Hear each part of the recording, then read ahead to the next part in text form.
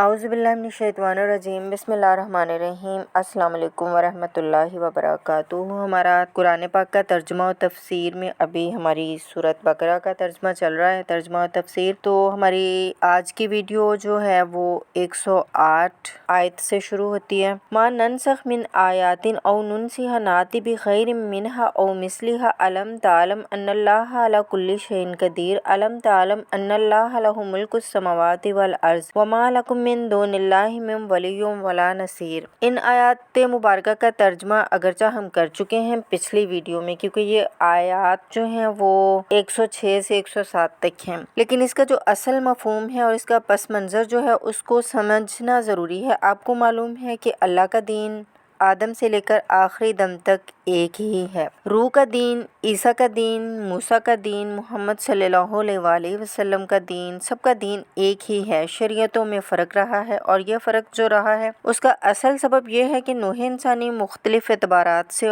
ارتقاء کی مراحل طے کر رہی تھی۔ ذہنی پختگی، شعور کی پختگی، پھر سوشل ایولیوشن، تمدنی ارتقاء جو مسلسل جاری تھا۔ لہٰذا اس ارتقاء کے جس مرحلے میں رسول صلی اللہ علیہ وآلہ وسلم آئے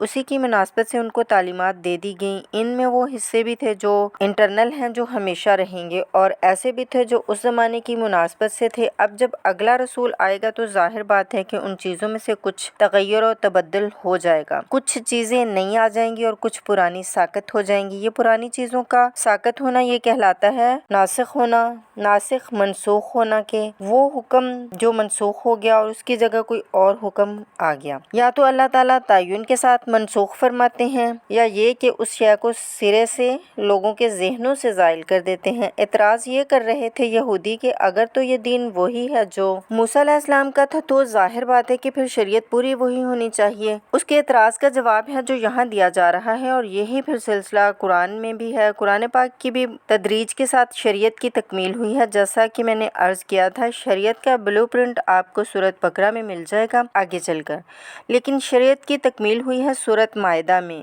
یہ جو تقریباً 5-6 سال کا وقفہ ہے، اس میں کچھ احکام شروع میں دیے گئے، پھر ان میں رد و بدل کر کے پھر آخر میں الیوم اکملت لکم دینکم واتممت علیکم نعمتی ورضیت لکم الاسلام دینا۔ تو یہ ناسخ و منسوخ کا مسئلہ صرف سابقہ شریعتوں اور شریعت محمدی صلی اللہ علیہ وآلہ وسلم میں نہیں ہے، بلکہ خود شریعت محمدی صلی اللہ علیہ وآلہ وسلم میں بھی زمانی اعتبار سے ارتقاء ہوا ہے۔ کہ پہلے شراب کے بارے میں حکم دیا گیا کہ اس کی مضرت زیادہ ہے، گناہ کا پہلو زیادہ ہے، کوئی فائدے بھی ہیں بس چھوڑ دو۔ اس کے بعد آیا کہ شراب کے نشے میں ہو تو نماز مت پڑھو، نماز کے قریب مت جاؤ۔ سورۃ مائدہ میں آخری حکم آ گیا شراب سے باز آتے ہو کہ نہیں، حرام کر دیا گیا شراب پینا۔ تو یہ تدریجاً ہوا ہے۔ تو ناسخ اور منسوخ قرآن میں بھی ہے، اور ناسخ اور منسوخ قرآن اور تورات کے مابین بھی ہے۔ تو ہم نہیں منسوخ کرتے کوئی آیت یا بھلوا دیتے ہیں اس کو،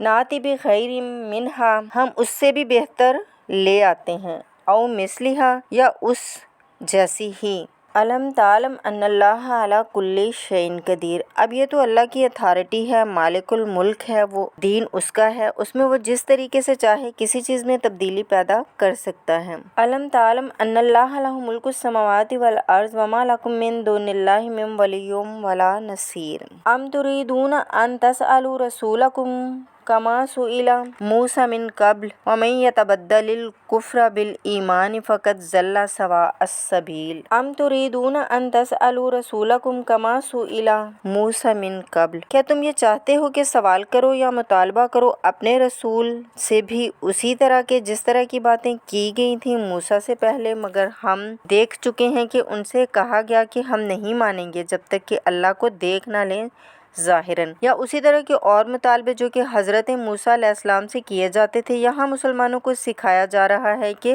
اس روش سے باز آؤ، ایسی بات تمہارے اندر نہیں پیدا ہونی چاہیے۔ وَمَن يَتَبَدَّلِ الْكُفْرَ بِالْإِيمَانِ فَقَدْ ضَلَّ سَوَاءَ السَّبِيلِ۔ ظاہری بات ہے کہ ایسی حرکتیں اب مسلمانوں میں سے بھی جو منافقین ان میں شامل تھے وہی کر رہے ہوں گے۔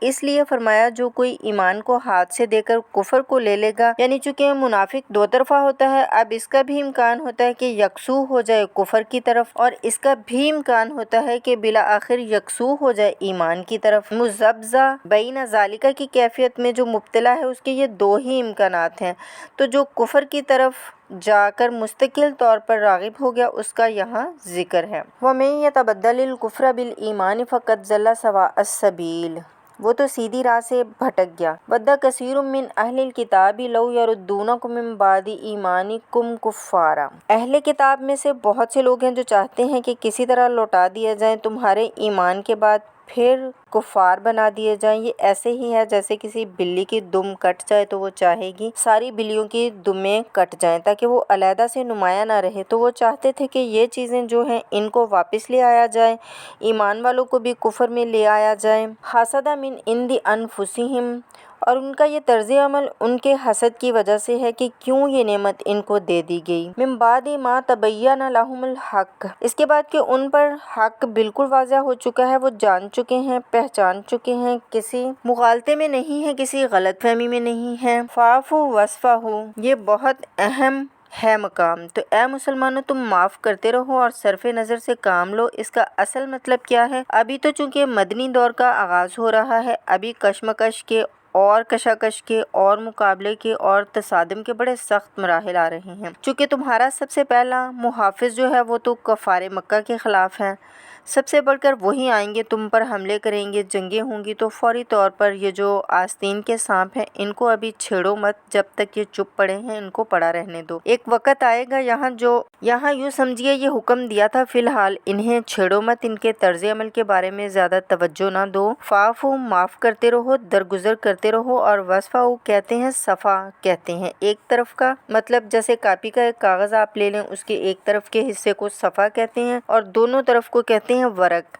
صرف نظر کر لینا، دیکھا اندیکھا کر لینا، نظر انداز کر دینا۔ حتی یاتی اللہ بامرہ، یہاں تک کہ اللہ اپنا فیصلہ لے آئے۔ ایک وقت آئے گا کہ مسلمانوں کو غلبہ آخری حاصل ہو جائے گا، اور جب جو یہ باہر کے دشمن ہیں ان سے نپٹ لوگے، پھر یہ کہ ان اندرونی دشمنوں کے خلاف تمہیں آزادی دے دی جائے گی، ان کو بھی ان کے کیفر کردار تک پہنچا دو۔ ان اللہ علی کل شیء قدیر، بے شک اللہ ہر چیز پر قادر ہے۔ وَأَقِیمُوا الصَّلَاةَ وَآتُوا الزَّکَاةَ، نماز قائم کرو اور زکوٰۃ دیتے رہو۔ وَمَا تُقَدِّمُوا لِأَنفُسِکُم مِّن خَیْرٍ تَجِدُوهُ عِندَ اللہ، اور پھر جو کچھ بھی تم خیر میں سے، بھلائی میں سے اپنے لیے آگے بھیجو گے، کوئی مال خرچ کر رہے ہو تو خرچ کہاں ہوگا؟ وہ تو اللہ کے ہاں ڈپازٹ ہو گیا، جمع ہو گیا۔ وَمَا تُقَدِّمُوا لِأَنفُسِکُم مِّن خَیْرٍ تَجِدُوهُ عِندَ اللہ، اسے اللہ کے پاس پاؤ گے۔ ان اللہ بما تعملون بصیر، یقیناً جو کچھ تم کر رہے ہو اللہ اسے دیکھ رہا ہے۔ وَقَالُوا لَن يَدْخُلَ الْجَنَّةَ إِلَّا مَنْ كَانَ هُودًا أَوْ نَصَارَىٰ، اب دیکھیے اب جب یہ نئی امت تشکیل پا رہی ہے تو یہود اور نصرانی جو ہیں ایک دوسرے کے دشمن تھے، تو مسلمانوں کے مقابلے میں اکٹھے ہو گئے، جمع ہو گئے، ان کی صلح صفائی ہوگی۔ انہوں نے کہنا یہ شروع کیا، وَقَالُوا لَن يَدْخُلَ الْجَنَّةَ، ہرگز نہیں داخل ہوگا جنت میں، إِلَّا مَنْ كَانَ هُودًا أَوْ نَصَارَىٰ، سوائے اس کے جو یہودی ہو یا نصارہ ہو۔ وَقَالُوا لَن يَدْخُلَ الْجَنَّةَ إِلَّا مَنْ كَانَ هُودًا أَوْ نَصَارَىٰ تِلْكَ أَمَانِیُّهُمْ، یہ لفظ دوبارہ آ گیا، یہ ان کی خواہشات ہیں، من گھڑت خیالات ہیں، ان کی وش فل تھنکنگ ہے۔ قُلْ هَاتُوا بُرْهَانَکُمْ إِن کُنتُمْ صَادِقِینَ، کہو ان سے لاؤ کوئی دلیل اگر تم سچے ہو، دلیل کتاب سے لاؤ، کہیں تورات میں لکھا ہے یہ، کہیں انجیل میں لکھا ہے یہ، جو تورات و انجیل تمہارے پاس ہے اسی میں سے دکھا دو کہیں لکھا ہے، تو کہیں نہیں لکھا ہوا ہے۔ اب یہاں پر وہ یونیورسل ٹروتھ آ رہا ہے۔ بَلَىٰ مَنْ أَسْلَمَ وَجْهَهُ لِلَّهِ وَهُوَ مُحْسِنٌ فَلَهُ أَجْرُهُ عِندَ رَبِّهِ وَلَا خَوْفٌ عَلَيْهِمْ وَلَا هُمْ يَحْزَنُونَ، بھلا کیوں نہیں، من اسلم جس نے جھکا دیا، وجهه اپنا چہرہ، للہ اللہ تعالیٰ کے آگے، وَهُوَ اور وہ محسن نیکی کرنے والا ہے، فلاح پس اس کے لیے، اجرہ اس کا اجر ہے، عند ربہ اس کے رب کے پاس، ولا اور نہ خوف کوئی خوف ہوگا، علیہم ان پر، ولا ہم اور نہ وہ، ہم یحزنون غمگین ہوں گے۔ بلا من اسلم وجہہ للہ وہو محسن، کیوں نہیں ہر وہ شخص یہ جو اپنا چہرہ ہے اللہ کے سامنے جھکا دے اور وہ محسن ہو، اس کا رویہ تصدق پر، سچائی پر، حسن کردار پر مبنی ہو، سر کا جھکانا منافقانہ نہ ہو، مصنوعی نہ ہو کہ کچھ مانا کچھ نہ مانا۔ بلا من اسلم وجہہ للہ وہو محسن فلہ اجرہ عند ربہ، تو اس کے لیے اس کا اجر محفوظ ہے اس کے رب کے پاس۔ ولا خوف علیہم ولا ہم یحزنون، اور نہ ان پہ کوئی خوف ہوگا نہ ہی وہ حزن سے دوچار ہوں گے۔ یہ دوسری آیت ہے کہ جس سے کچھ لوگوں نے استدلال کیا ہے کہ ایمان بالرسالت ضروری نہیں ہے۔ اب دیکھیے اس کا جواب وہی ہوگا۔ نمبر ایک تو یہ کہ ہر جگہ پر ساری چیزیں بیان نہیں کی جایا کرتی، کوئی چیز کہیں بیان کی گئی، کوئی چیز کہیں بیان کی گئی۔ کتاب کو لینا ہے تو پوری کی پوری کتاب کو ایک کتاب کی حیثیت سے۔ دوسرا یہ کہ یہ سارا سلسلہ کرام جو ہے، جو دو بریکٹس کے مابین آ رہا ہے، اس میں پہلے سے ہے وَآمِنُوا بِمَا أَنزَلْتُ مُصَدِّقًا لِمَا مَعَكُمْ وَلَا تَكُونُوا أَوَّلَ كَافِرٍ بِهِ، تو وہ تو ضرب کھا رہی ہے اس پورے کے پورے مضامین کے سلسلے سے جو ان دو بریکٹوں کے درمیان آ رہا ہے۔ اب دیکھیے ایک طرف تو ان کا کہنا یہ تھا کہ جنت میں داخل نہیں ہوگا مگر وہی جو یہودی ہو یا نصرانی، اب عمل ان کے کیا ہیں؟ وَقَالَتِ الْيَهُودُ لَيْسَتِ النَّصَارَىٰ عَلَىٰ شَيْءٍ وَقَالَتِ النَّصَارَىٰ لَيْسَتِ الْيَهُودُ عَلَىٰ شَيْءٍ وَهُمْ يَتْلُونَ الْكِتَابَ كَذَٰلِكَ قَالَ الَّذِينَ لَا يَعْلَمُونَ مِثْلَ قَوْلِهِمْ فَاللَّهُ يَحْكُمُ بَيْنَهُمْ يَوْمَ الْقِيَامَةِ فِيمَا كَانُوا فِيهِ يَخْتَلِفُونَ۔ وَقَالَت، اور کہا یہودیوں نے، لَيْسَتِ النَّصَارَىٰ نہیں نصارہ، عَلَىٰ شَيْءٍ کسی چیز پر، وَقَالَتِ النَّصَارَىٰ اور کہا نصارہ نے، لَيْسَتِ الْيَهُودُ نہیں یہودی، عَلَىٰ شَيْءٍ کسی چیز پر، وَهُمْ اور وہ، یتلون پڑھتے ہیں، کتاب۔ کذالک اسی طرح، قال کہا، الذین جو لوگ، لا یعلمون نہیں علم رکھتے یا نہیں جانتے، مثل قولہم ان جیسی بات، فاللہ پس اللہ تعالیٰ، یحکم فیصلہ کرے گا، بینہم ان کے درمیان، یوم القیامت قیامت کے دن، فیہا جس میں، کانوا وہ تھے، فیہ اس میں، یختلفون اختلاف کرتے۔ وقالت الیہود لیست النصارى علی شیء، یہودی کہتے ہیں نصارہ کی کوئی حیثیت نہیں، کوئی بنیاد نہیں، کوئی جڑ نہیں۔ وقالت النصارى لیست الیہود علی شیء، اور نصارہ کہتے ہیں کہ یہود کی کوئی بنیاد نہیں، بے بنیاد لوگ ہیں، کوئی حیثیت نہیں، کوئی حقیقت نہیں، ان کی کوئی حقائق نہیں۔ وہم یتلون الکتاب، اور مزہ یہ ہے کہ دونوں ایک کتاب پڑھ رہے ہیں، اون ٹیسٹامنٹ، تو مشترک ہے یہودیوں اور عیسائیوں میں۔ یہ بہت اہم نکتہ ہے اور جدید عیسائیت میں ایک بہت بڑی طاقت ابھر رہی ہے امریکہ میں، وہ ہے کہ جو عیسائیت کو یوڈائز کر رہی ہے، کیونکہ کیتھولک مذہب جو تھا اس نے تو چونکہ گویا کہ سارا رشتہ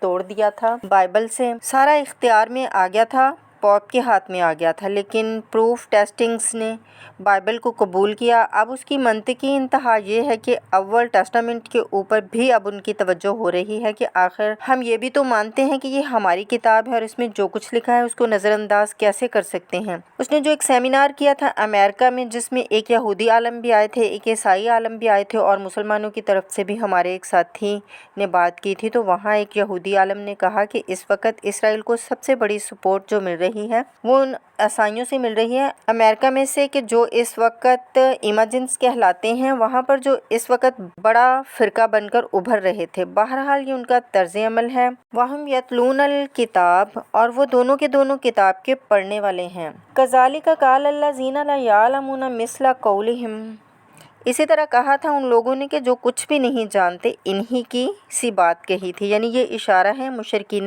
مکہ کی طرف۔ فَاللَّهُ يَحْكُمُ بَيْنَهُمْ يَوْمَ الْقِيَامَةِ فِيمَا كَانُوا فِيهِ يَخْتَلِفُونَ، اللہ تعالیٰ فیصلہ کر دے گا ان کے مابین قیامت کے دن ان تمام باتوں کا کہ جس میں یہ اختلاف کر رہے تھے۔ وَمَنْ أَظْلَمُ مِمَّنْ مَنَعَ مَسَاجِدَ اللَّهِ أَنْ يُذْكَرَ فِيهَا اسْمُهُ وَسَعَىٰ فِي خَرَابِهَا أُولَٰئِكَ مَا كَانَ لَهُمْ أَنْ يَدْخُلُوهَا إِلَّا خَائِفِينَ لَهُمْ فِي الدُّنْيَا خِزْيٌ وَلَهُمْ فِي الْآخِرَةِ عَذَابٌ عَظِيمٌ۔ وَمَنْ، اور کون تھا، أَظْلَمُ ظالم، ممن سے، مانا مساجد اللہ، جو روکے، جس نے روکا اللہ تعالیٰ کی مسجدوں سے، ان یذکرہ کے ذکر کیا جائے، فیہا اس میں نام کا، وسعا اور کوشش کریں فی خرابیہا اس میں خرابی پیدا کرنے کی یا اس کو مسجد کو ویران کرنے کی، اولئک وہی لوگ ما کان نہیں تھا لہم ان کے لیے ان یدخلوہا کہ وہ داخل ہوتے اس میں الا لیکن خائفین ڈرتے ہوئے، لہم ان کے لیے فی الدنیا دنیا میں خزی رسوائی ہے، ولہم اور ان کے لیے فی الآخرۃ آخرت میں عذاب عظیم بڑا عذاب ہے۔ ومن اظلم ممن منع مساجد اللہ ان یذکر فیہا اسمہ وسعی فی خرابیہا۔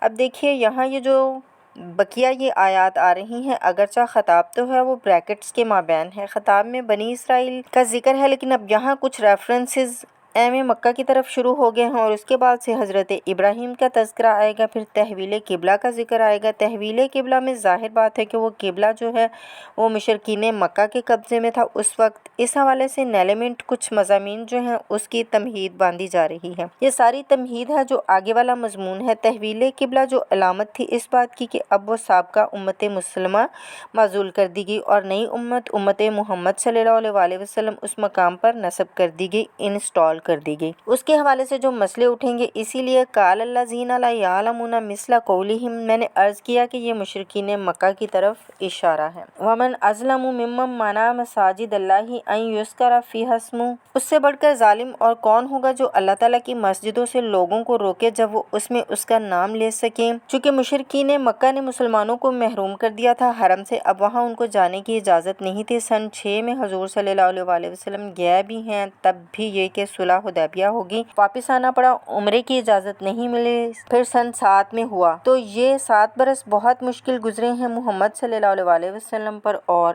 اہل ایمان پر۔ اب یہاں ذکر ہو رہا ہے قریش کا۔ ومن اظلم ممن منع مساجد اللہ ان یذکر فیہا اسمہ وسعی فی خرابیہا، اور وہ اس کی تخریب میں لگے ہوئے ہیں۔ یہ خراب تخریب، یہ تخریب 2 طرح کی ہوتی ہے، ایک ظاہری تخریب ہوتی ہے کسی مسجد کو گرا دینا، دوسری باطنی معنوی تخریب ہوتی ہے۔ وہ تخریب جو ہے توحید کے بجائے اسے شرک کا اڈا بنا دیا، وہ تو دنیا کے بت گدوں میں پہلا وہ گھر خدا کا، ہم اس کے پاسباں ہیں وہ پاسباں ہمارا۔ 360 بت لا کر رکھ دیے اس گھر میں جو ابراہیم علیہ السلام نے تعمیر کیا تھا خالص توحید کے لیے۔ وسعی فی خرابیہا، یہ لفظ ذرا نوٹ کر لیجئے، یہ ایک حدیث میں بھی آیا ہے، بڑی دلدوز حدیث ہے اور میں چاہتی ہوں کہ آپ اسے ذہن میں رکھیے۔ حضور صلی اللہ علیہ وآلہ وسلم نے فرمایا، اندیشہ ہے لوگوں پر یعنی میری امت پر ایک زمانہ ایسا بھی آ جائے گا، اب گنتے جائیے، اسلام میں سے اس کے نام کے سوا کچھ نہیں بچے گا، قرآن میں سے اس کے رسم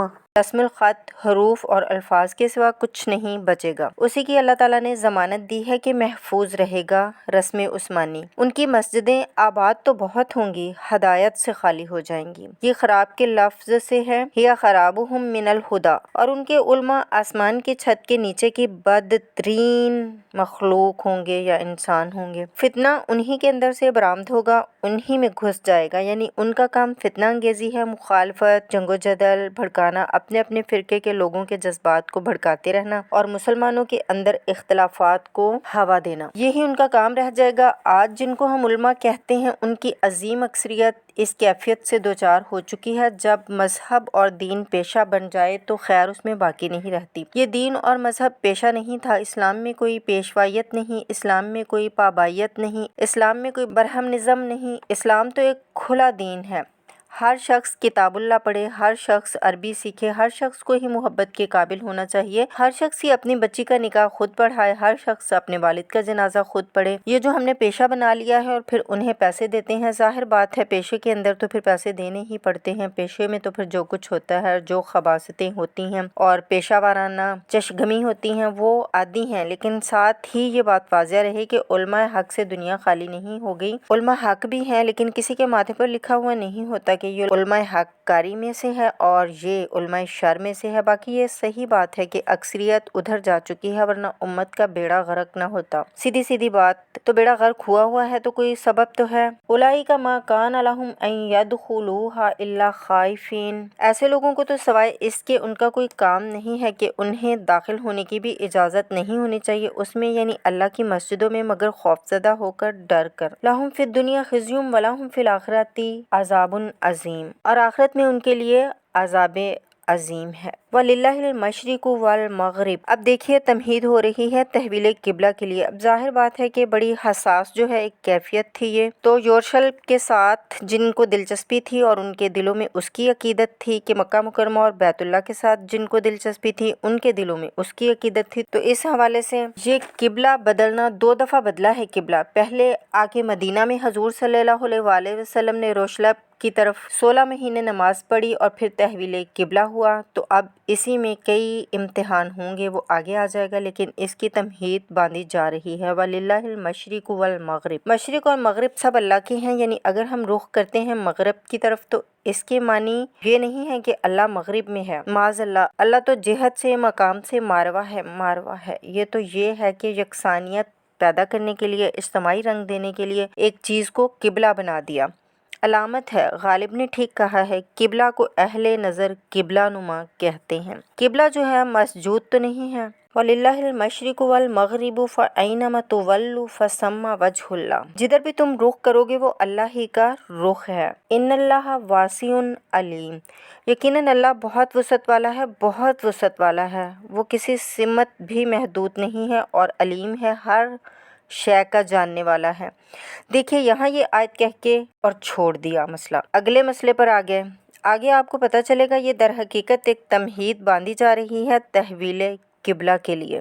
وَقَالُوا اتَّخَذَ اللَّهُ وَلَدًا سُبْحَانَهُ بَل لَّهُ مَا فِي السَّمَاوَاتِ وَالْأَرْضِ كُلٌّ لَّهُ قَانِتُونَ۔ وَقَالُوا اور انہوں نے کہا اتَّخَذُوا بنا لی اللہ تعالیٰ نے والد اولاد، سبحانہ وہ پاکیزہ ہے، بلکہ لاہو اس کے لیے ماں جو کچھ فی السماواتی آسمانوں میں ہے، والارض اور زمین میں ہے، کل لاہو سب اس کے لیے ہے، قانتون تابع دار۔ وقال اتخذ اللہ ولدا سبحانہ، اور ان میں وہ بھی ہیں، اب ظاہری بات ہے یہاں پر اشارہ ہو رہا ہے وہی اہل مکہ کی طرف جنہوں نے یہ کہا ہے کہ اللہ نے اولاد اپنے لیے اختیار کی، یعنی وہ کہتے تھے کہ یہ فرشتے جو ہیں یہ اللہ کی بیٹیاں ہیں، نصارہ کہتے تھے کہ حضرت مسیح اللہ کے بیٹے ہیں، اور یہودیوں کا بھی ایک گروہ ایسا تھا جو حضرت عزیر کو اللہ کا بیٹا کہتا تھا۔ بل لہ ما فی السماوات والارض، نہیں، آسمانوں اور زمین میں جو کچھ ہے اسی کی ملکیت ہے، سب مخلوق ہیں، مملوک ہیں، خالق و مالک صرف وہ ہے۔ کل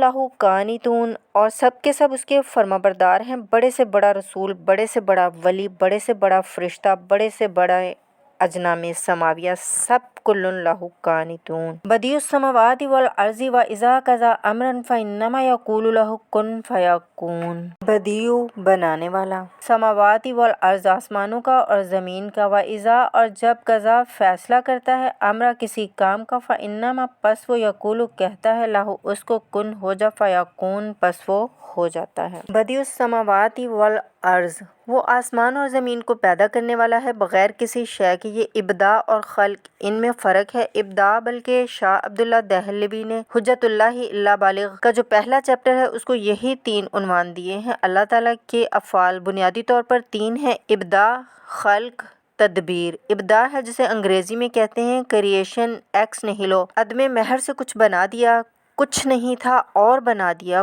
کن فیکون، یہ ابداع ہے، خلق ہے، ایک چیز سے دوسری چیز بنانا، گارے سے انسان بنائے یہ تخلیق ہے، آگ سے جنات بنائے یہ تخلیق ہے، نور سے فرشتے بنائے یہ تخلیق ہے۔ تو ابداع بدیع وہ ہے کہ جس نے نئی چیز ہمارے ہاں بنا دی، وہ بدعت کہلاتی ہے جو نئی چیز ہوتی ہے۔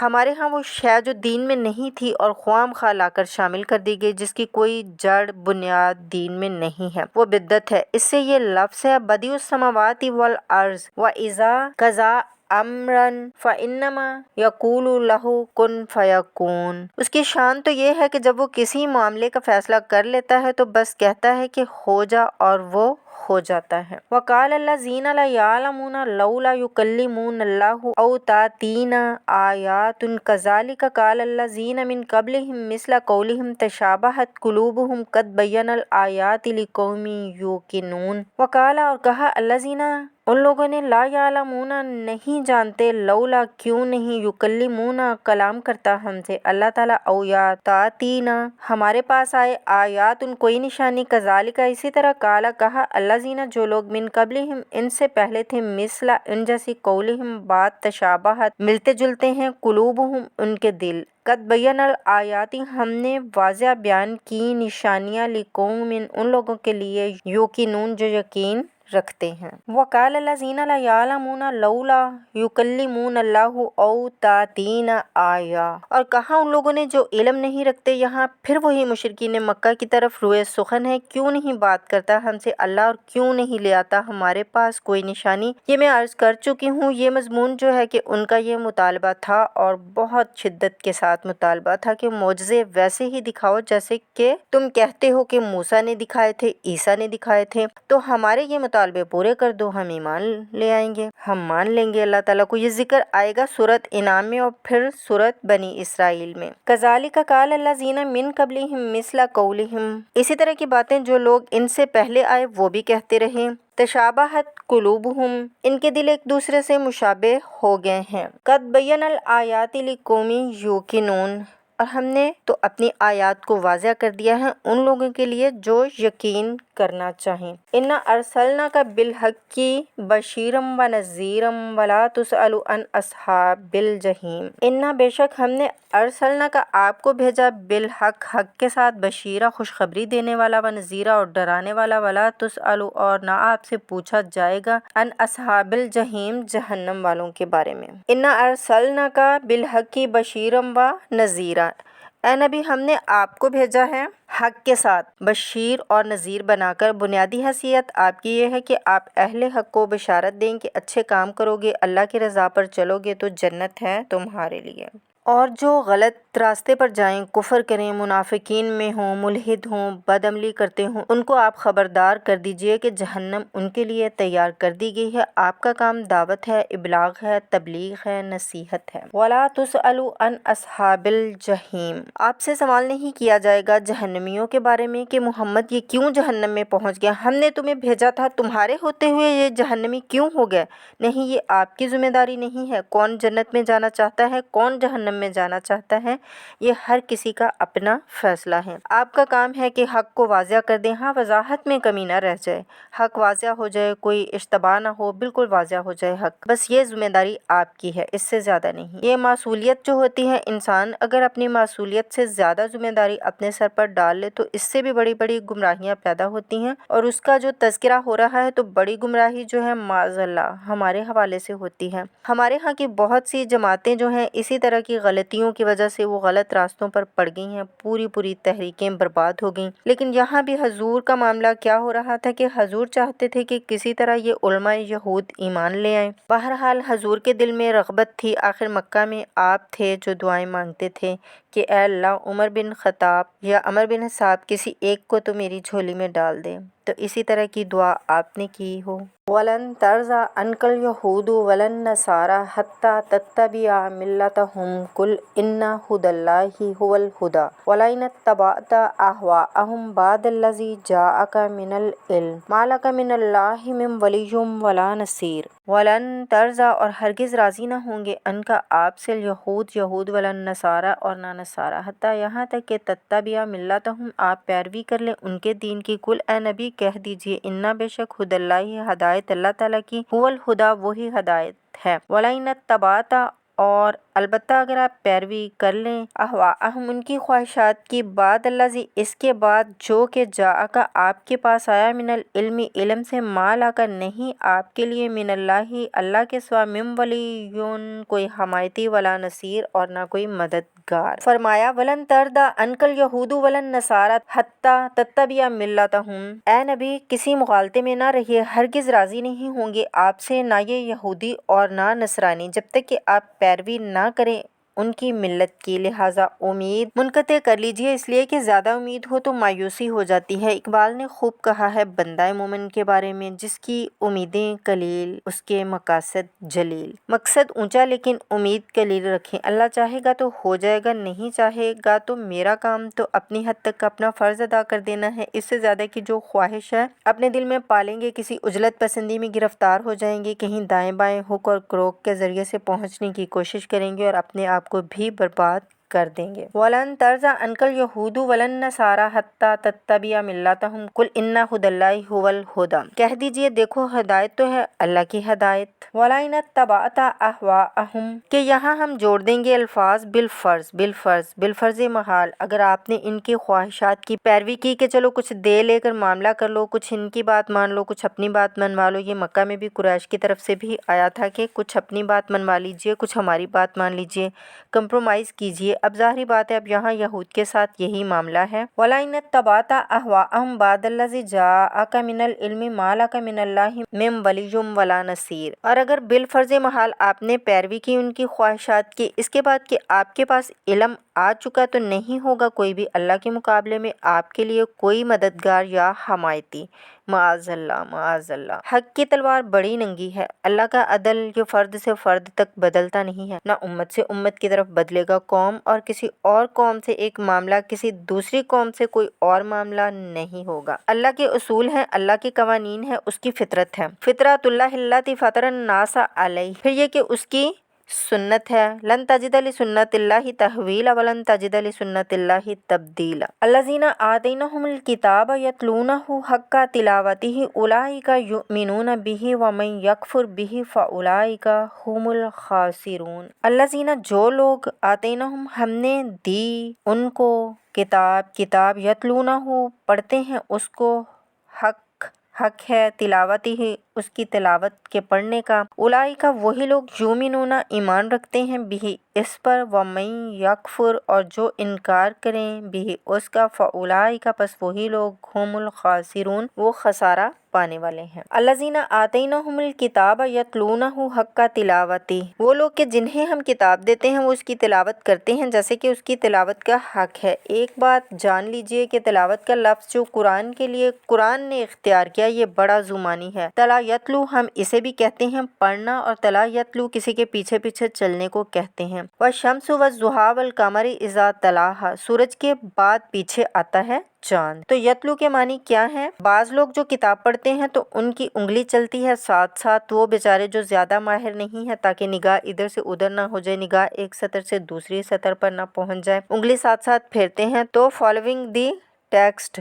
لیکن تلاوت کا اصل حق کیا ہوگا کہ جب آپ اس کتاب کو فالو کریں، اسے اپنا امام بنائیں، اس کے پیچھے چلیں، اس کا اتباع کریں، اس کی پیروی کریں، جس کی کہ دعا ہم کرتے ہیں کہ اللہ اس کتاب کو ہمارے لیے نور بنا دے، ہدایت بنا دے، امام بنا، رہنما بنا دے۔ تو اللہ تو بنائے گا ہمارا امام اس کو اسی وقت جب کہ ہم فیصلہ کر لیں کہ ہم اس کتاب کے پیچھے چلیں گے۔ الذین آتیناہم الکتاب یتلونہ حق تلاوتہ اولئک یؤمنون بہ، جو اللہ کی کتاب کی تلاوت کا حق ادا کریں اور اس کی پیروی بھی کریں وہی ہیں جو اس پر ایمان رکھتے ہیں، جو نہ تلاوت کا حق ادا کریں اور نہ اس کی پیروی کریں، وہ دعویٰ کریں کہ ہمارا ایمان ہے تورات پر اور کتاب پر، تو یہ دعویٰ جو ہے جھوٹا دعویٰ ہے۔ میں وہ حدیث آپ کو سنا چکی ہوں، جس شخص نے قرآن کی کسی حرام کردہ شے کو اپنے لیے حلال کر لیا اس کا قرآن پر کوئی ایمان نہیں۔ وَمَن یکفر بہ فَأُولَئِکَ ھُمُ الْخَاسِرُونَ، اور جو اس کا کفر کرے گا تو وہی لوگ ہیں خسارے میں رہنے والے۔ آمنت باللہ، صدق اللہ العظیم۔